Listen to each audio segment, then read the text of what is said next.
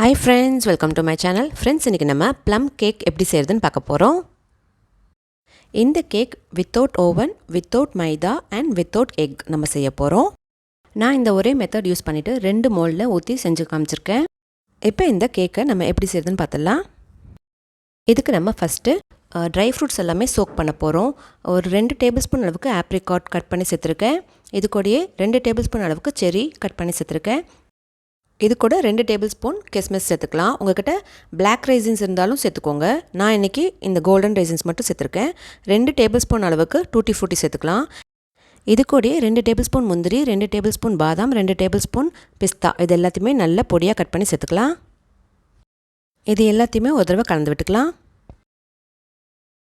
நான் இன்றைக்கி இந்த ட்ரை ஃப்ரூட்ஸ் தான் யூஸ் பண்ணியிருக்கேன். நீங்கள் இதில் விருப்பப்பட்ட டேட்ஸ், கிவி, அத்திப்பழம் இது கூட சேர்த்துக்கலாம். இதில் அரை கப் அளவுக்கு ஃப்ரெஷ்ஷான ஆரஞ்சு ஜூஸ் சேர்த்துக்கலாம். இது இப்போ நல்லா மிக்ஸ் பண்ணிவிட்டு ஒரு ½ அன் ஹவர் சோக் பண்ணுறதுக்கு விட்டுடலாம்.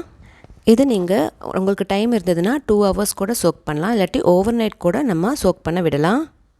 நான் இன்றைக்கி இது ஒரு 30 to 45 மினிட்ஸ் வரைக்கும் நான் சோக் பண்ண விடுறேன். இப்போ இது ஓரமாக இருக்கட்டும். இதுக்கப்புறம் நம்ம அடுத்த ப்ராசஸ் பார்க்கலாம்.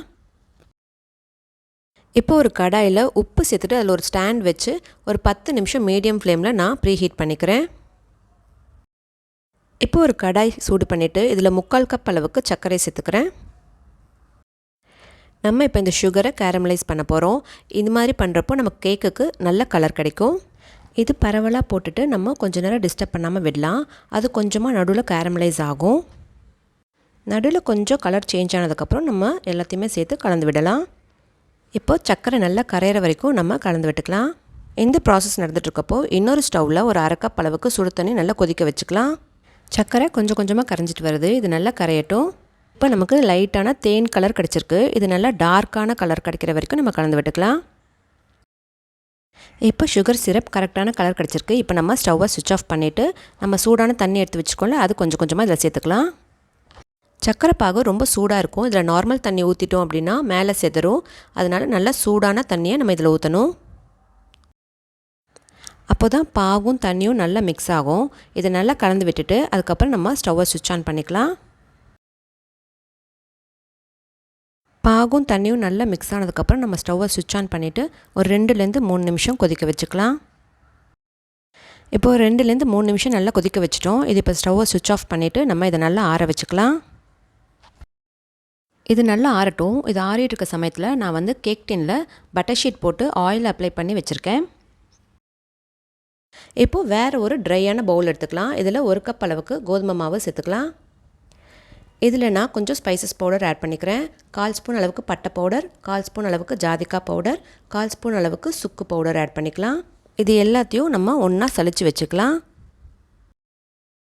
இது இருக்கட்டும். இப்போ நம்ம வேற ஒரு பவுல் எடுத்துகிட்டு அதில் 1/4 கப் அளவுக்கு காய்ச்சி ஆற வச்ச பால் எடுத்துக்கலாம். இதுலேயே 1/4 கப் அளவுக்கு நம்ம குக்கிங் ஆயில் எடுத்துக்கலாம்.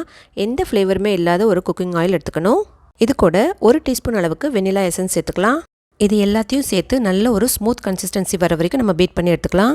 நம்ம சேர்த்த பால், வெனிலா எசன்ஸ், ஆயில் எல்லாத்தையுமே நல்லா பீட் பண்ணி எடுத்துட்டோம். இப்போ நம்ம சலிச்சு வச்சிருந்த ட்ரை இன்க்ரீடியண்ட்டை கொஞ்சம் கொஞ்சமாக இதில் சேர்த்துக்கலாம். மாவு சேர்த்ததுக்கப்புறம் இதில் 1 பிஞ்ச் அளவுக்கு நம்ம உப்பு சேர்த்துக்கலாம். இதை நம்ம ஒரு தடவை கலந்து விட்டுக்கலாம். இது இப்போ நம்ம கொஞ்சமாக மிக்ஸ் பண்ணால் போதும். இது கூட நம்ம சுகர் சிரப் சேர்த்த போகிறோம். அதுக்கப்புறம் நல்லா மிக்ஸ் பண்ணிக்கலாம். இப்போ நம்ம ஒரு தடவை கலந்து விட்டாச்சு. இதில் நம்ம ரெடி பண்ணி வச்சுருந்த சுகர் சிரப்பை ஆட் பண்ண போகிறோம். சுகர் சிரப் நல்லா ஆறிடுச்சு, நல்லா திக்காக கிடச்சிருக்கு. இப்போ இது கூட சேர்த்துடலாம். சுகர் சிரப் எல்லாமே நம்ம சேர்த்தாச்சு. இதோட கன்சிஸ்டன்சி அட்ஜஸ்ட் பண்ணுறதுக்கு நம்ம ட்ரை ஃப்ரூட்ஸை அப்படியே சேர்க்க போகிறோம். இப்போ இது எல்லாமே ஈவனாக மிக்ஸ் ஆகிற வரைக்கும் நம்ம கலந்து விட்டுக்கலாம். Cut and fold method use பண்ணிவிட்டு நம்ம கலந்து விட்டுக்கலாம். இந்த ஸ்டேஜ்லேயே நம்ம கட்டிகள் எதுவும் இல்லாமல் நம்ம கலந்து விட்டுக்கணும். ட்ரை ஃப்ரூட்ஸ் ஆட் பண்ணதுக்கப்புறம் நம்மளால் கலக்க முடியாது. நல்ல ஈவனாக திக்கான பேட்டர் நம்ம ரெடி பண்ணிக்கலாம். இப்போ கேக் பேட்டர் ரெடியாக இருக்குது. இதில் எந்த கட்டிகளும் இல்லாமல் கொஞ்சம் செக் பண்ணி நம்ம கலந்து விட்டுக்கணும்.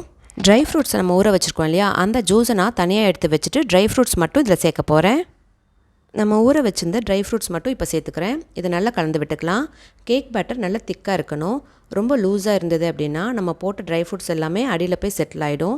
திக்காக இருந்ததுனா தான் எல்லா பக்கமும் ஸ்ப்ரெட் ஆகி நமக்கு கிடைக்கும். இந்த ட்ரை ஃப்ரூட் ஜூஸை நீங்கள் பேட்டர் அட்ஜஸ்ட் பண்ணுறதுக்கு யூஸ் பண்ணிக்கலாம். இப்போ சுகர் சிரப்பும் ட்ரை ஃப்ரூட்ஸும் நல்லா ஈவனாக மிக்ஸ் பண்ணதுக்கப்புறம் நம்ம 1/2 ஸ்பூன் அளவுக்கு பேக்கிங் பவுடர் 1/4 ஸ்பூன் அளவுக்கு பேக்கிங் சோடா சேர்த்துக்கலாம். இது சேர்த்துட்டு நல்லா ஈவனாக மிக்ஸ் பண்ணிக்கலாம். பேக்கிங் பவுடரும் பேக்கிங் சோடாவும் நம்ம கடைசியாக சேர்த்துக்கணும். இது எல்லா பக்கமும் மிக்ஸ் ஆகிற வரைக்கும் நம்ம கலந்து விட்டுக்கணும். Cut and fold method use பண்ணிவிட்டு நம்ம கலந்துக்கலாம். கேக் பேட்டர் இந்தளவு திக்காக நம்ம கலந்தாச்சு. அப்போ தான் ட்ரை ஃப்ரூட்ஸ் எல்லாமே எல்லா பக்கமே நமக்கு கிடைக்கும். இது இப்போ ஈவனாக நம்ம கலந்துட்டோம். இதை இப்போ உடனே நம்ம க்ரீஸ் பண்ணி வச்சுருந்த கேக் டின்னில் மாற்றிக்கலாம். பேட்டரை மாற்றினதுக்கப்புறம் இதை ஒரு 3 தடவை டேப் பண்ணிக்கலாம். அப்போ தான் ஏர் பபிள்ஸ் எல்லாமே ரிலீஸ் ஆகிடும். இது இப்போ நம்ம ப்ரீஹீட் பண்ணி வச்சுருந்த கடாயில் மாற்றிட்டு மூடி போட்டு ஒரு 30 to 40 மினிட்ஸ்க்கு நம்ம பேக் பண்ணி எடுத்துக்கலாம். 15 மினிட்ஸ் ஆனோன்னே நான் வந்து மேலே கொஞ்சம் ட்ரை ஃப்ரூட்ஸ் போட்டுட்டு அப்புறமா திருப்பி க்ளோஸ் பண்ணி வச்சுட்டு இன்னொரு 15 மினிட்ஸ் பேக் பண்ணியிருக்கேன். நம்மளோட கடாய் எந்த அளவு சூடாக இருக்குது அப்படின்னு பார்த்துட்டு நம்மளோட கேக் பேட்டர் எந்தளவு திக்னஸ் இருக்குதுன்னு பார்த்துட்டு நம்ம வந்து பேக் பண்ணிக்கணும். எனக்கு ஒரு 25 to 30 மினிட்ஸ்லேயே இது நல்லா பேக் ஆகி கிடச்சிருக்கு. இதே மாதிரி நான் வந்து இன்னொரு 2 செட் வந்து ரவுண்டு மோல்ட்லேயும் இன்னொரு கேக் மோல்ட்லேயும் ஊற்றிருக்கேன். அதையும் உங்களுக்கு காமிக்கிறேன். நான் சொன்ன அதே அளவுகளில் இன்னொரு செட்டும் செஞ்சுருக்கேன். இதை வந்து ரவுண்டு மோல்டில் ஊற்றிட்டு நல்லா டேப் பண்ணிவிட்டு ப்ரீஹீட்டட் கடாயில் நம்ம வச்சுக்கலாம். இதை பேக் பண்ணுறதுக்கு முன்னாடி நான் வந்து ட்ரை ஃப்ரூட்ஸ் எல்லாம் நல்லா சாப் பண்ணி மேலே போட்டுட்டு அதுக்கப்புறம் நான் பேக் பண்ணியிருக்கேன். ஒரு 15 மினிட்ஸ் குக் ஆனதுக்கப்புறம் நான் வந்து மேலே செர்ரியும் கேஷ்யூவும் வச்சு டெக்கரேட் பண்ணிக்கிறேன். இந்த மாதிரி மேலே டெக்கரேட் பண்ணி கொடுத்தோம் அப்படின்னா குழந்தைங்களும் ரொம்ப என்ஜாய் பண்ணி சாப்பிடுவாங்க. பார்க்கவும் ரொம்ப கலர்ஃபுல்லாக இருக்கும். இதையும் இப்போ க்ளோஸ் பண்ணிவிட்டு ஒரு 15 to 20 மினிட்ஸ் நம்ம பேக் பண்ணி எடுத்துக்கலாம். இப்போ நம்மளோட ப்ளம் கேக் சூப்பராக ரெடி ஆயிடுச்சு. கேக் பேட்டர் நல்லா திக்காக இருந்தது அப்படின்னா நமக்கு ஒரு 35 to 40 மினிட்ஸில் பேக் ஆகிடும். ரொம்ப தின்னான கேக் பேட்டராக இருந்தது அப்படின்னா இன்னொரு 10 மினிட்ஸ் எக்ஸ்ட்ராவாக நம்ம பேக் பண்ண வேண்டியதாக இருக்கும். அவ்வளோதான், சூப்பரான கலர்ஃபுல்லான கிறிஸ்மஸ் கேக் நம்ம ரெடி பண்ணிட்டோம். இதே மாதிரி ப்ளம் கேக் நீங்களும் ட்ரை பண்ணி பாருங்கள் ஃப்ரெண்ட்ஸ். நீங்களும் இதே மெத்தடில் ட்ரை பண்ணிவிட்டு உங்களோட வேல்யூபிள் ஃபீட்பேக்ஸை நம்ம கமெண்ட் செக்ஷனில் கொடுக்க மறக்காதீங்க ஃப்ரெண்ட்ஸ். கேக் நல்லா ஆறுனதுக்கப்புறம் நம்ம டிமால்ட் பண்ணிவிட்டு கட் பண்ணி எடுத்துக்கலாம். நல்லா ஆற வச்சு நம்ம பீசஸ் போட்டோம் அப்படின்னா ஈவனான பீசஸாக கிடைக்கும். இதே மெத்தட் யூஸ் பண்ணிவிட்டு நீங்கள் குக்கரில் கூட இதை பேக் பண்ணி எடுக்கலாம். எவ்வளோ சாஃப்டாக பேக் ஆகி கிடச்சிருக்கு பாருங்கள். இப்போ நான் கட் பண்ணி காமிக்கிறேன். நல்லா சாஃப்டான கேக் ரெடி ஆயிடுச்சு. இதே மாதிரி நம்ம ஸ்கொயர் டின்னில் வச்சோம்ல அதையும் நம்ம டிமோல்ட் பண்ணிவிட்டு கட் பண்ணி காமிக்கிறேன். நம்ம செஞ்ச சுகர் சிரப் தான் இந்த கேக்குக்கு நல்ல ஒரு கலர் கொடுத்துருக்கு. இந்த செட் ஆஃப் கேக்கும் ரொம்ப டேஸ்ட்டாக வந்துச்சு. இந்த கேக் நல்லா ஆறிடுச்சு. இதை இப்போ நம்ம கட் பண்ணி பார்க்கலாம். இந்த கேக்கில் நான் கேஷ்யூஸ் மட்டும் வச்சு டெக்கரேட் பண்ணியிருக்கேன். நல்லா சாஃப்டாக பேக் ஆகிருக்கு. நான் சொன்ன அளவுகளில் இன்றைக்கி நான் 3 செட் செஞ்சுருக்கேன்.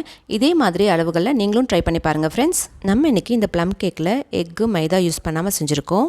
இன்றைக்கி நம்ம ஓவன் இல்லாமல் கடாயில் செஞ்சுருக்கோம். இதே மாதிரி நீங்களும் ட்ரை பண்ணிவிட்டு உங்களோட வேல்யூபிள் ஃபீட்பேக்ஸை என்னோட கமெண்ட் செக்ஷனில் கொடுக்க மறக்காதீங்க ஃப்ரெண்ட்ஸ்.